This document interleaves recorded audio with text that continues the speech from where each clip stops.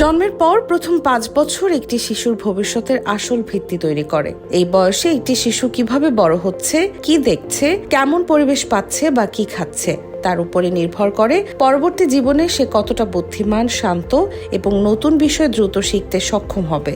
অথচ ঘরের ভেতরে সাধারণ কিছু ভুল সিদ্ধান্তের কারণেই থমকে যেতে পারে সন্তানের এই অমূল্য বিকাশ। বর্তমান যুগের সবচেয়ে বড় শত্রু হলো অতিরিক্ত মোবাইল ও টিভির স্ক্রিন।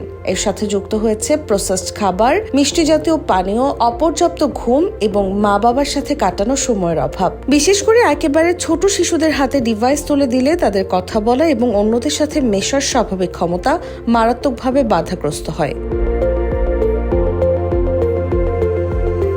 শিশুর বুদ্ধিমত্তা বাড়াতে খুব বড় কিছু করতে হয় না। তাদের সঙ্গে কথা বলুন, ছড়া বা গল্প শোনান, তাদের প্রশ্ন করতে দিন এবং মুক্ত বাতাসে দৌড়াদৌড়ি করতে দিন। পুষ্টিকর খাবার আর সময় মতো ঘুম নিশ্চিত করতে পারলে শিশুদের মস্তিষ্কের কার্যক্ষমতা বহুগুণ বেড়ে যায়। সন্তানকে শুধু বড় করে তোলাই শেষ কথা নয়, সে কিভাবে গড়ে উঠছে তাই আসল বিষয়। আজ তার সাথে আপনার একটু বাড়তি সময় আর সচেতনতা তাকে ভবিষ্যতে এক সফল ও সুস্থ মানুষ হিসেবে গড়ে তুলবে। তাই একটু ভেবে দেখুন, আপনার অজান্তে শিশুর মেধা ক্ষতিগ্রস্ত হচ্ছে না তো?